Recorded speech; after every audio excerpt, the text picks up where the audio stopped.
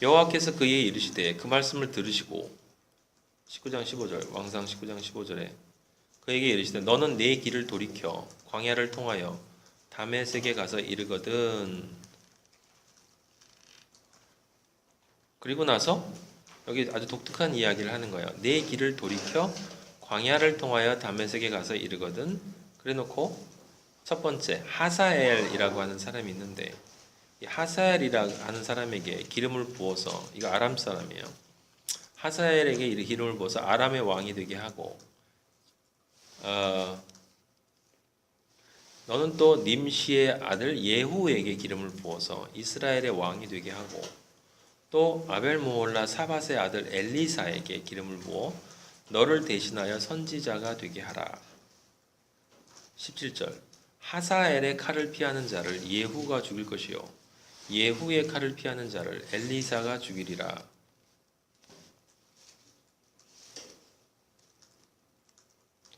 그리고 마지막에 18절에 아버지가 선포해 주십니다. 그러나 내가 이스라엘 가운데 7,000명을 남기리니 다 바알에게 무릎을 꿇지 아니하고 다 바알에게 입맞추지 아니한 자니라 라고 이야기를 해요.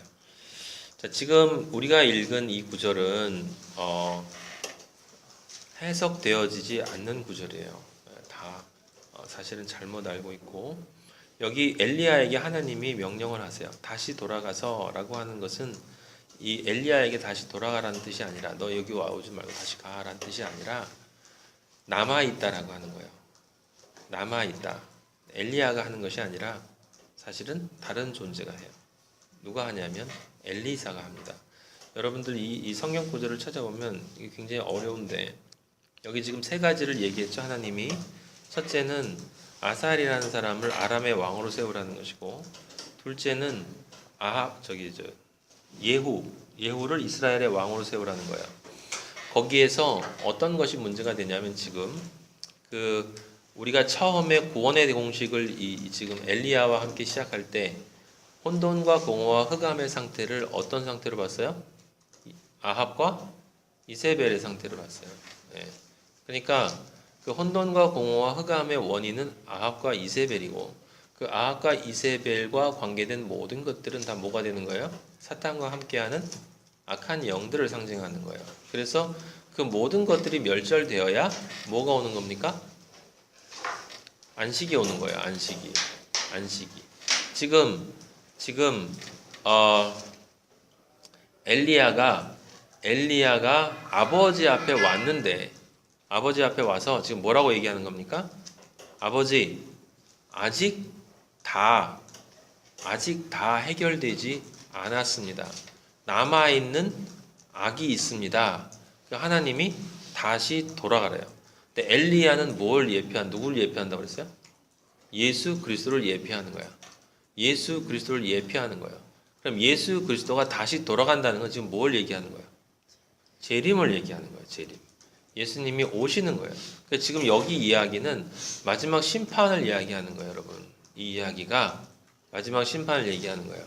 자, 그거를 이해하기 위해서는 지금 아버지가 엘리야에게 예언했는데 잘 보셔야 돼요.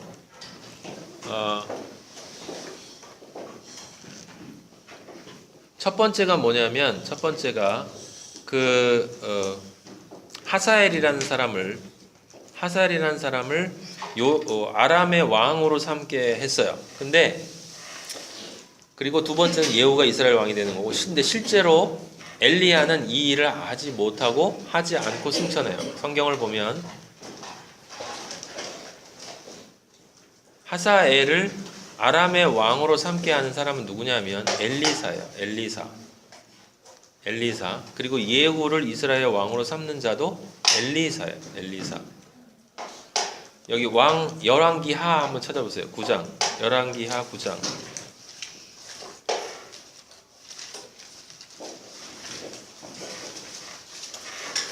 열왕기하 9장 14절 보세요. 9장 14절. 이에 님시의 손자 여호사밧의 아들 예후 나오죠. 요람을 배반하였으니 곧 요람이 온 이스라엘과 더불어 아람의 왕 하사엘과 맞서서 여기 하사엘 나오죠? 하사엘 나오죠? 이게 여러분 이름 이게 설명을 들어야 돼. 여호사밧의 아들 예후가 요람을 배반하였다라고 하는데 이 예후가 조금 전에 이 이야기 전에 엘리사로부터 이스라엘의 왕으로 기름 부음을 받아요. 그래서 원래 왕이었던 요람 왕을 배반해. 이스라엘의 요람 왕을 배반하고 결국은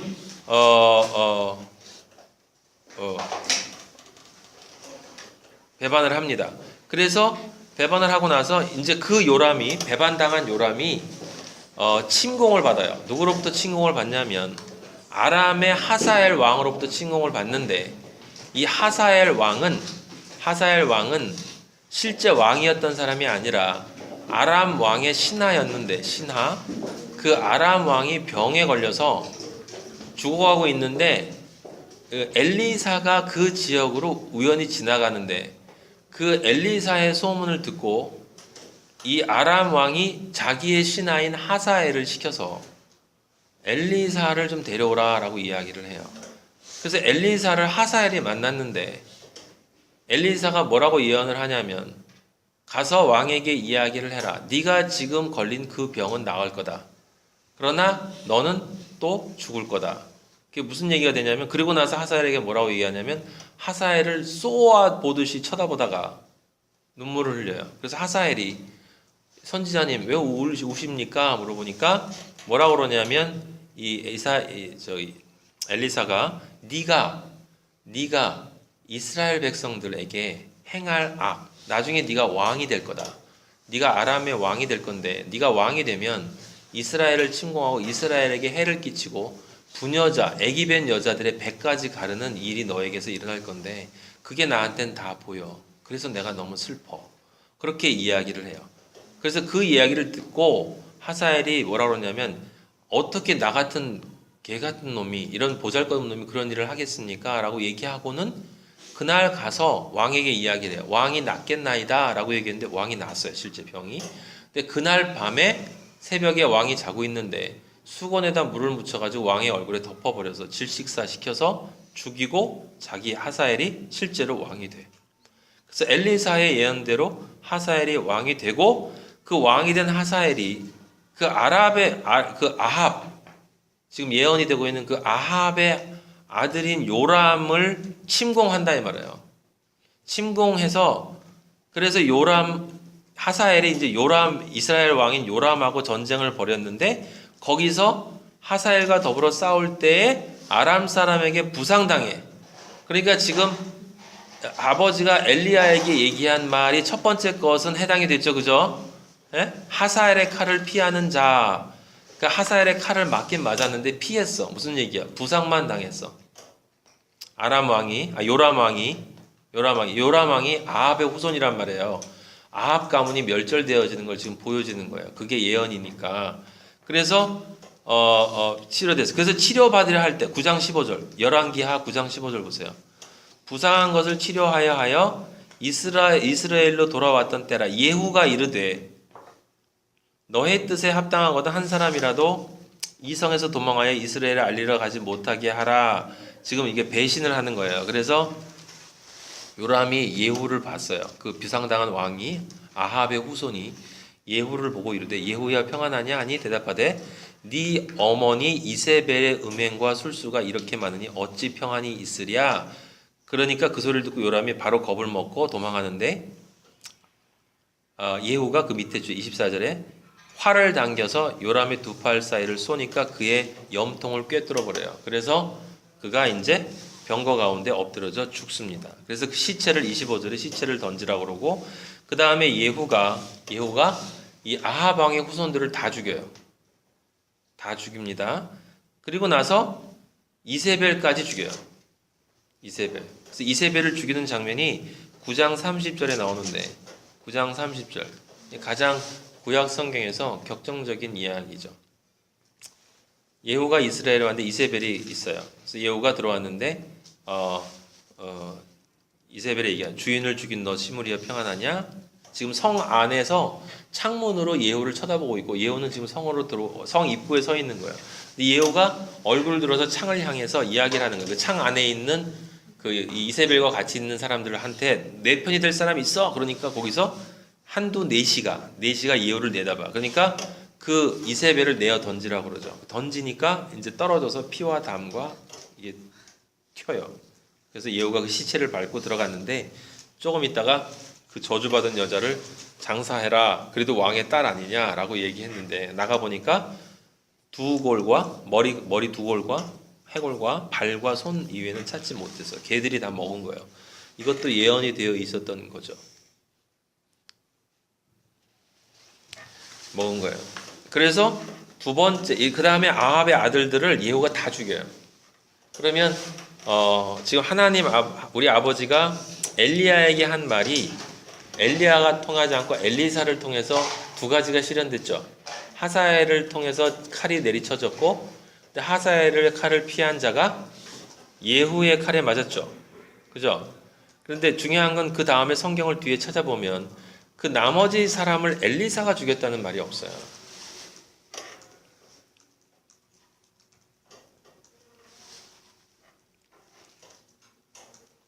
그럼 왜 아버지가 이렇게 써놓으셨겠습니까? 첫 번째는 엘리야도 아니고 실제로는 엘리사에 의해서 첫 번째, 두 번째가 진행이 됐고 세 번째는 사실 엘리사에 의해서도 이루어지지 않았어요. 엘리사는 그렇게 기적들을 행하고 나서 몇십 년 동안 사라졌다가 마지막에 죽을 때 나타나서 기적 한 번 더, 예언 한 번 더 하고 그렇게 죽어요. 그러니까 이 영적인 맥락을 이해하지 못하면 이걸 이해할 수가 없는 건데 우리가 좀 다시 돌아가면 무엇을 확인할 수가 있는 거죠? 엘리야가 예수 그리스도를 예표하는 존재인데 그 예표하는 존재가 지금 모든 그리스도인 하나님 아버지에게 구원의 완성을 시켜주십시오 하는 계시록의 그 그리스도인들을 대표해서 지금 하나님 아버지 앞에 와서 뭐라고 얘기하는 거냐면 아직 남아있는 악이 있습니다 라고 얘기했죠. 그러니까 아버지가 다시 돌아가라 그랬어요. 다시 돌아가라 라고 하고 그 다음에 이 세 가지가 일어날 건데 그 세 가지 마지막 엘리사에 의해서 모든 것이 끝난다 라는 얘기를 하는 거죠. 그죠? 그러면 그 세 가지가 무엇을 나타내는 거예요? 심판을 나타내는 거예요. 심판. 그러니까 이건 지금 지금 뒤에 나오는 열왕기 하에 이어지는 그 이야기를 아버지가 이야기하려는 게 아니고 우리에게 예수 그리스도의 구원과 승천과 재림에 의한 마지막 최후의 심판까지를 이야기하는 거예요. 그래서 이 부분을 이해하는 게 굉장히 힘들어요. 네.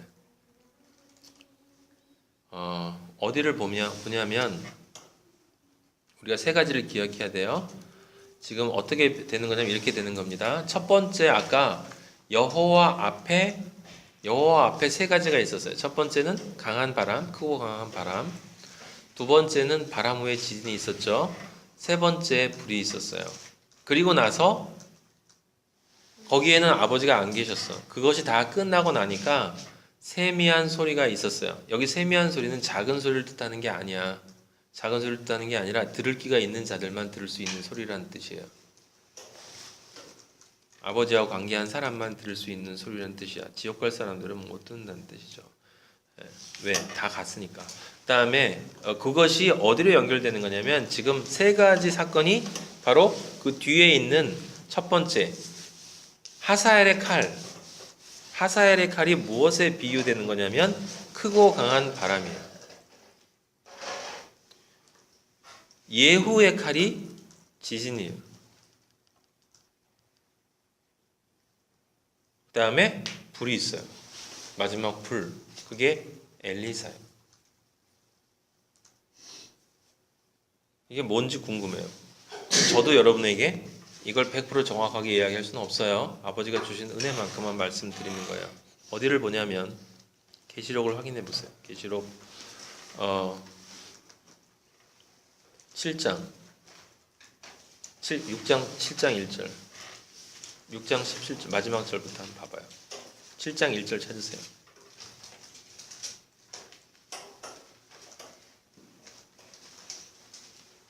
그 7장 1절에 뭐라고 써있냐면 이 일 후에 내가 네 천사가 땅 네 모퉁이에 선 것을 보니 땅의 사방의 바람을 잡아 바람으로 하여금 땅에나 바다에나 각종 나무에 불지 못하게 하더라.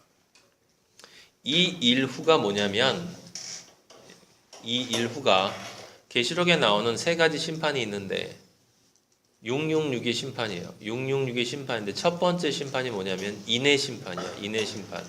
6가지 인을 떼요. 6가지의 인을 지금 다 뗀 거예요. 다 뗐어요. 6장 17절에 7장 1절 바로 전에 6장 17절에 보면 그들의 진노의 큰 날이 이르렀으니 누가 능히 서리요 하더라. 지금 6가지 인의 심판이 끝나고 마지막 7번째 인을 나타내는데 그 7번째 인을 세부적으로 설명하는 게 앞으로 나와요. 그게 그래서 두 번째의 6가지에 뭐가 나오냐면 그 7번째 인이 7번째 인, 자 6개의 인의 심판이 앞에 있고 나중에 계시록 할 때 제가 자세하게 얘기할게요. 그냥 구도만 알고 있어요. 7번째 인의 심판이 아직 안 나왔어. 6가지의 인의 심판이 나왔습니다. 그게 이 일 후야. 6개가 끝나고 이 일 후에 그 다음에 뭐가 나와야 돼? 7번째 인이 심판이 있어야지. 근데 7번째 인이 심판에 나오는 게 아니라 6개의 나팔 심판이 나와요. 6개의 나팔 심판. 그리고 7번째 나팔이 불 때 7번째 나팔 심판이 아니라 6개의 대접 심판이 나오는 거야. 그리고 마지막 7의 심판으로 끝나요. 알겠어요? 그러니까 666이 끝나고 마지막 최후의 심판이 있는데 그 앞에 6가지의 심판이 첫 번째 6개의 심판이 끝난 다음에 7장 1절이 나오는 거야. 그러니까 첫 번째 심판 중간에 나오는 거예요. 심판. 근데 그게 뭐라고 나왔냐면 이 일 후에 내가 네 천사가 땅 네 모퉁이에 선 것을 보니 땅의 사방의 바람을 붙잡아 바람으로 하여금 땅에나 바다에나 각종 나무에 불지 못하게 하더라. 그럼 여기서 지금 바람이 뭘 상징하는 거겠어요? 심판을 상징하는 거야. 그래서 또 봄에 다른 천사가 살아계신 하나님의 인을 가지고 해 돋는 데서로부터 올라와서 땅의 바다를 해롭게 할 권세를 가진 네 천사를 향하여 큰 소리 외치되 우리가 우리 하나님의 종들의 이마에 인치기까지 땅이나 바다나 나무들을 해하지 말라. 땅이나 바다나 나무에 바람이 불어야 되는데 그죠? 심판의 바람이 부는 건데 그 심판의 바람이 불기 전에 뭐 하라고? 인을 먼저 친다고. 그러니까 바람이라고 하는 건 뭘 나타내는 거예요? 심판을 나타내는 거예요. 1차적인 심판을 상징한다라고 생각하면 돼요. 그리고 두 번째 대접 심판과 그 다음에 나팔 심판, 두 번째 나팔 심판과 대접 심판의 끝에 가보면 대접 심판을 한번 8장 보세요. 8장 5절에 보면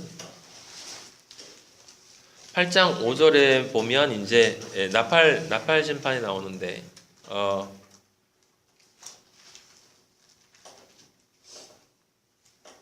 거기 8장 5절에 우레와 음성과 번개와 지진이라는 말이 나오죠. 거기 지진이라는 말이 나옵니다. 그리고 뒤에 보면 또 여러 군데에 또 지진이 나와요. 근데 맨 마지막에 이제 심판이 거의 끝나갈 때쯤에 잠깐 보면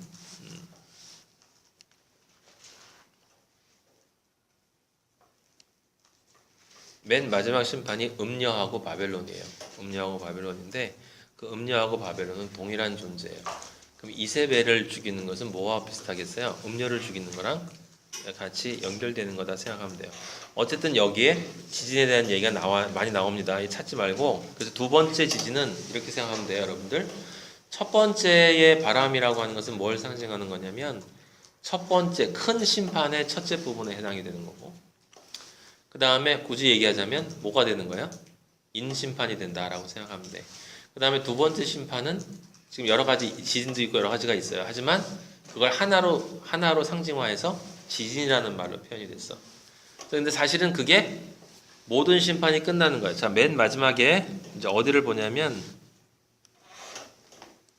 엘리사 얘기가 나와야 되는데 여기 찾아봐야 돼.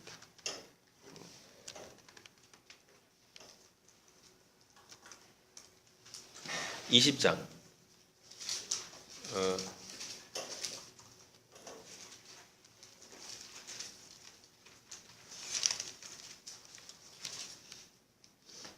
20장 7절 천년이 참에 사탄이 그 옥에서 놓여 나와서 땅의 사방 백성 곧 곡과 마곡을 미혹하고 모아 싸움을 붙이리니 그 수가 바다의 모래 같으리라. 그들이 지면에 널리 퍼져 성도들의 진과 사랑하시는 성을 두르며 하늘에서 불이 내려와 그들을 태워버리고 또 그들을 미혹하는 마귀가 불과 유황못에 다 불이에요. 던져지니 거기는 그 짐승과 거짓 선지자들 666이 완전히 심판받는 게 마지막에 뭐예요? 불심판이에요.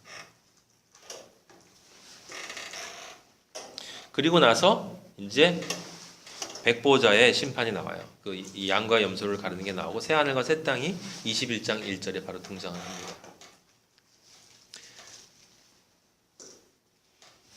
근데 여기 지금 여러분들 중요한 게 있는데 여기 지금 사탄의 패망이라고 하는 20장 7절 그 위에 보면 그 사탄을 패망시키는 자가 누구냐라고 하는 것이 중요한 거예요. 그게 누구냐면 바로 예수 그리스도예요. 19장 11절 보세요.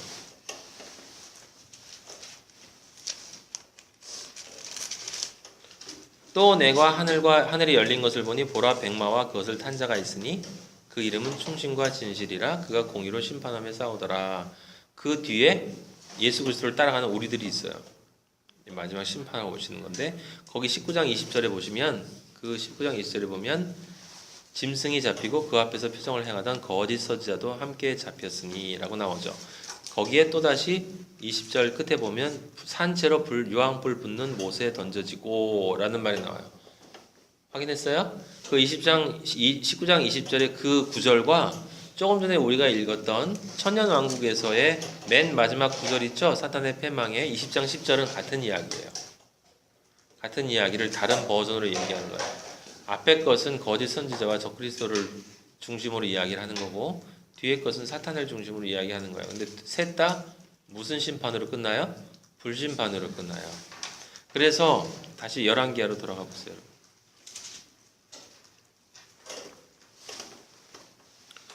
열왕기하를 보면 첫 번째 심판을 피하고 심판이 있고 두 번째 심판, 지진으로 상징된 두 번째 심판이 있는데 그 두 번째 심판이 다 끝나고 나면 마지막에 엘리사의 심판이 있어요. 엘리사의 심판. 근데 지금 여기 하나님이 누구한테 하라고 그랬죠? 이 세 가지 일을 엘리야에게 하라고 그랬죠. 근데 실제로 누가 했어요? 엘리사가 했어. 그럼 엘리사가 누구라는 거야? 영적으로 엘리야라는 거예요. 근데 엘리야를 누가 상징하는 거지? 엘리야가 예수 그리스도를 상징하는 거지. 그럼 엘리사는 누구를 예표하는 거예요? 예수 그리스도를 상징하는 거야. 과연 그럴까? 열왕기상 19장 18절 다음 얘기를 한번 찾아보세요, 여러분.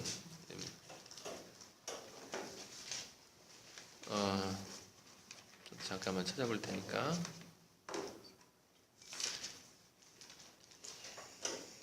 열왕기상 19장 18절 다음에 18절 다음에 19장 19절 보세요. 거기 보면 바로 엘리야가 아버지가 말씀하신 것은 처음에 아사엘부터 시작해서 예후 다음에 엘리사인데 엘리사를 먼저 찾아가요. 엘리야가 거기서 떠나 사밧의 아들 엘리사를 만나니 그가 12 열둘이죠. 우리 제자의 수 앞세우고 밭을 가는데 자기는 12째 겨릿수와 함께 있더라. 엘리야가 그리로 건너가서 뭘 던졌어요? 겉옷을 그의 위에 던졌어요. 겉옷을 던졌습니다.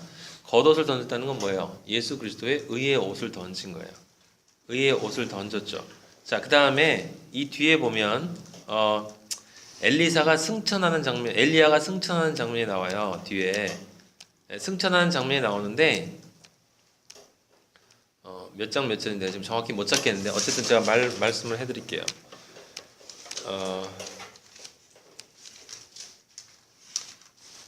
승천하는 장면이 뒤에 나오는데 그 승천하는 장면에 보면 엘리야가 승천하면서 엘리사한테 네가 원하는 게 뭐냐고 물어봐요. 그러니까 당신의 성령의 영의 능력을 갑자리나 주십시오라고 얘기하는데 엘리야가 뭐라고 하냐면 네가 내가 올라가는 것을 보면 그렇게 되리라라고 얘기를 하면서 이제 불말과 불병거 그게 오면서 엘리야를 태우고 올라가는데 엘리야가 어떻게 하냐면 자기 겉옷을 던져줘요.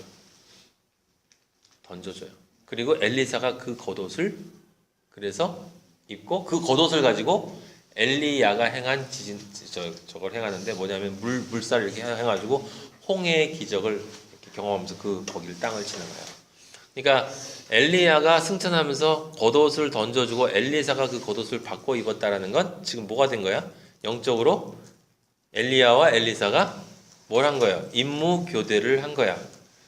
이 모세와 여호수아가 임무 교대를 한 것처럼 똑같이 예수 그리스도를 예표하는 존재가 임무 교대를 한 거고, 그래서 엘리야한테 하라고 한 일이 실제로는 엘리사에 의해서 일어나는 거예요.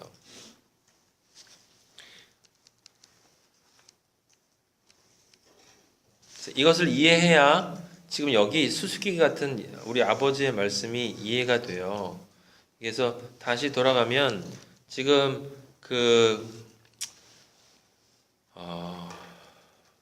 이제 하나님 아버지 앞에 엘리야가 왔어요. 그러니까 안식이 된 건데 엘리야는 승천을 해서 하나님 보좌 앞에 왔는데 하나님에게 물어봤단 말이에요. 어떻게 됐냐라고 했더니 아직도 남아있는 자들이 있습니다. 그럼 돌아가서 그 심판을 마저 마무리해라 라고 얘기를 하는 것이고, 돌아가서 심판을 마무리하는 그 장면이 지금 나오고 마지막 최후의 심판인 엘리사로 되어지는 일들이 여기서 전혀 현실적으로 일어나지 않는 것이 무엇을 상징하는 거냐면 바로 영적으로 일어난 최후의 심판을 나타내는 것이고, 그 심판이 다 끝나야 뭐가 와요? 진짜 안식이 오는 거야. 그래서 19장 18절에 보면 그러나 내가 이스라엘에 7,000명을 남긴다. 7,000명이 무슨 7,000명이에요? 하나님이 원하는 구원받은 자들의 숫자예요.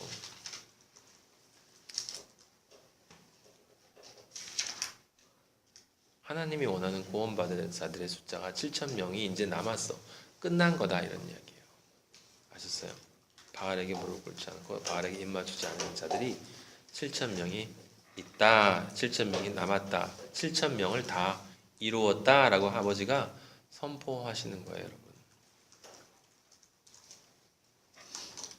그렇게 뭐가 끝난 거예요? 사르밧 과부로부터 시작해서 그 이스라엘로 상징되어지는 인류 구원의 구속의 역사가 이렇게 해서 또 한 번 끝나는 거예요, 아버지가. 그래서 그 앞에 수수께끼 같은 이야기들이 나오는 건데 이 전체의 맥락을 이해하지 못하면 그 수수께끼 같은 이야기들을 알 수가 없어요. 그래서 여러분이 인터넷 찾아보면 알겠지만 내가 누가 혹시 맞는지 아무도 없어. 알 수가 없어요. 누가 했는지도 몰라. 엘리야가 했는지 엘리사가 했는지도 모르고 도대체 엘리사가 한 건 도대체 뭐냐라는 것도 없고. 자, 오늘 아버지가 우리한테 주시는 말씀은 그 뒤의 것이 아니에요. 그건 우리가 사실 알 바 아니야. 그래서 어떤 의미에서는 아버지가 수수께끼로 남겨놓으신 거예요. 거기 그 칼을 피하고 마지막에 엘리사에게 죽으리라. 엘리사는 아무도 안 죽였어요. 이렇게 칼로 이렇게 죽인 적이 없어. 예후는 분명히 했지만, 근데 이제 보이는 것만 바라보는 사람들은 예후 것만 생각을 하겠죠. 그래서 예후 것을 통해서 예언이 다 이루어졌다라고 생각을 하는데 아니에요. 예후는 실제로 역사 속에서 아합의 자손들은 예후에 의해서 완전히 멸족이 돼요. 그럼 누가 남은 거야? 누가 남은 거예요? 남은 게 누굽니까? 예후를 그 아합의 뒤에서 이 세상의 모든 악의 무리를 조종하는 사탄이 남은 거잖아. 영적 전쟁이 남은 거잖아요. 그 영적 전쟁의 최후의 심판이 예수 그리스도에 의해서 이루어진다라고 하는 것을 나타내는 것이에요. 그래야 진정 그리스도인이 된 자들이 마지막에 온전히 하나님이 다 이루셨다. 7로 완전하게 이룬 7로 완전하게 구원을 받은 사람들이 1000 아버지가 원하는 숫자가 완성되었다. 이제 새 예루살렘이다 라고 하는 거예요, 여러분.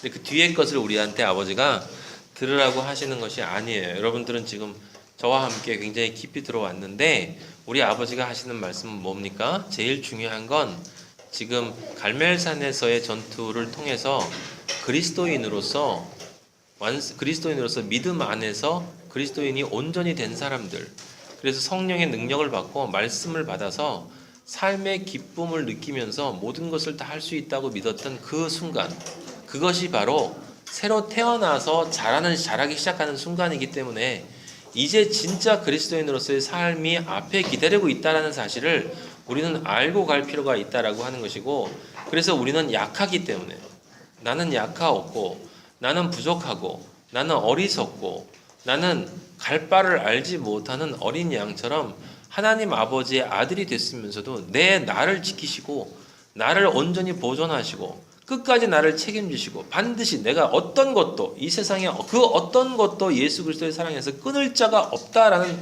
그 약속을 주셨음에도 불구하고 우리는 또 다시 아버지를 의지하지 못하고 세상을 의지하는 그 자리로 가서 실제 아버지가 주시는 그 신령한 하늘의 복을 누리지 못하고 살아갈 그때 아버지는 또 나타나셔서 다시 성령으로 다시 말씀으로 우리를 회복하게 해주시고 그 광야 40년의 역사를 무사히 마치도록 우리를 이끌어 주시는 우리 아버지, 그 아버지를 기억하라는 거예요. 그러니까 사실은 앞에 갈멜산이 중요한 게 아니라 그 뒤에 세상의 것을 의지하고 로뎀나무 밑에 선악과의 그 잎사귀로 나를 가리고 내가 숨어있는 아버지를 떠나서 그리스도인으로서 그리스도인을 살지 못하는 나를 그래도 사랑하시기 때문에 너는 내 아들이기 때문에 내가 반드시 너를 찾아가서 너에게 정결하게 하고 거룩하게 하고 성결하게 하는 나의 거룩함으로 숯불로 그렇게 구운 나의 말씀 절대로 차게 만들 수 없는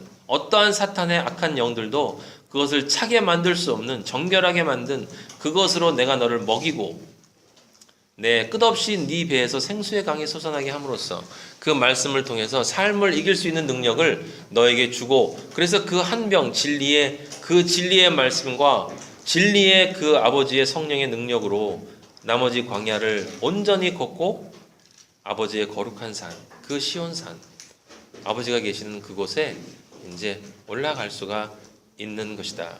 그런데 그 전에 이제 그 교정을 끝나고 나서는 나를 온전히 부인하는 죽음의 자리, 6번째 자리까지 가야 하는 것이고 그게 승리예요. 완전히 끝내고 그 자리까지 가는 것이 바로 승리다. 왜? 나를 온전히 부정하지 않고는 그 자리에 도달할 수 있는 사람은 아무도 없다라고 하는 것이고 그렇게 도달하는 사람들이 워낙 적으니까 아들아 다들 광야로 가는데 너는 그리로 가지 말고 다시 일어나서 내가 주는 그 진리의 말씀만을 받고 힘을 내고 기운을 내고 네 안에 성전을 완성해라. 네 안에 성전을 완성해라. 내가 반드시 행위대로 갚을 거다. 이 세상 사람들은 네 안이 아니라 바깥에 있는 행위들로 가득 자기의 의를 쌓고 있는데 그 의는 내가 반드시 쳐버릴 것이고 그들은 모두 지옥불로 떨어질 것이지만 네 안에 예수 그리스도의 의, 예수 그리스도의 생명의 뼈 중에 뼈요, 살 중에 살이 된 너, 바로 내가 원하는 그 행위, 네 안에 성전을 짓는 그 행위를 완성한 너는 내가 택한 자고 나의 아들이고 내가 기뻐하는 자이니까 나와 함께 진정한 영혼의 시간 속에서 이 세상 그 누구도 줄 수 없는 참 행복의 삶을 살자. 아들아, 기운을 내고 힘을 내라. 내가 너와 함께 하고 있다.